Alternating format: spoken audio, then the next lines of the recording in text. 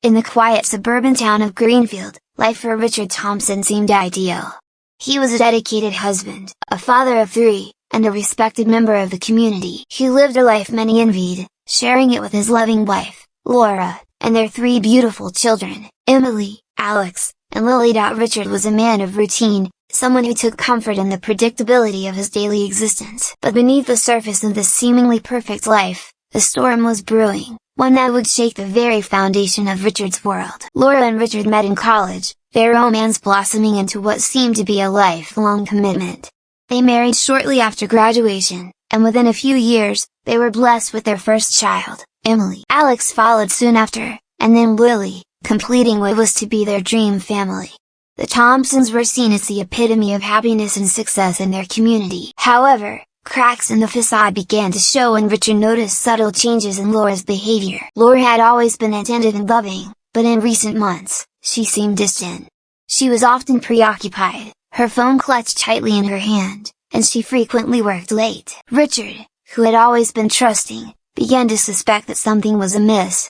His suspicions grew when Laura's phone bill revealed a series of late-night calls and messages from an unknown number. The final straw came when he discovered a series of intimate photographs that Laura had inadvertently left in a shared file on her computer.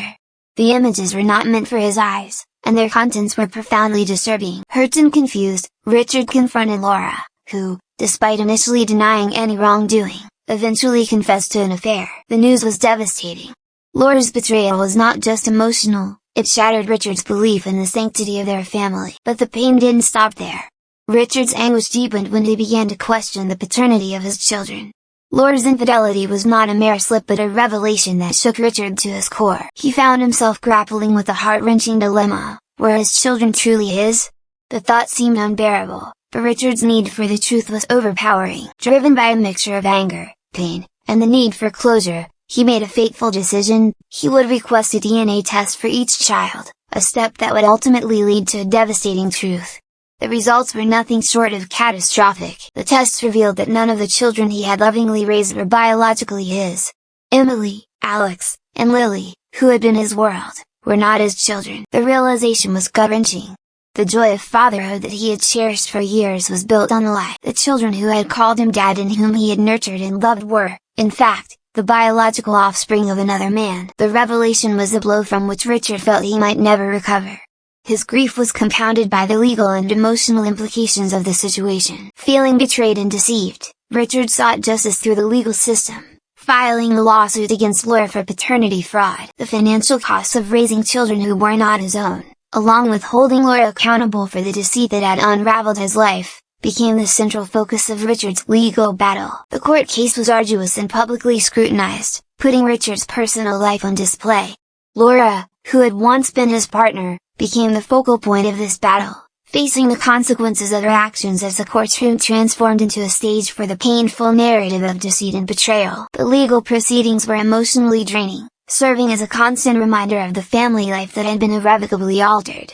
Richard's quest for justice wasn't solely about financial restitution, it was about confronting the profound betrayal and reclaiming his dignity. The legal battle became a cathartic process for him, enabling Richard to articulate the depth of his suffering and seek acknowledgement for the wrongs committed against him. The emotional toll was immense, and the public exposure added to the strain, with every detail of Richard's personal life subject to scrutiny. After months of intense legal battles, the verdict in Richard's lawsuit came. The court ruled in his favor, granting him a substantial financial settlement. While this outcome provided some measure of justice, it did little to heal the deep emotional wounds. Financial compensation could never replace the years lost or mend the shattered familial bonds. In the aftermath of the trial, Richard faced the challenging task of rebuilding his life. The journey toward healing was long and fraught with difficulties. Richard sought therapy and support to cope with the emotional scars and to redefine his identity beyond the betrayal. The children, now aware of the truth, were caught in a complex web of relationships and emotions.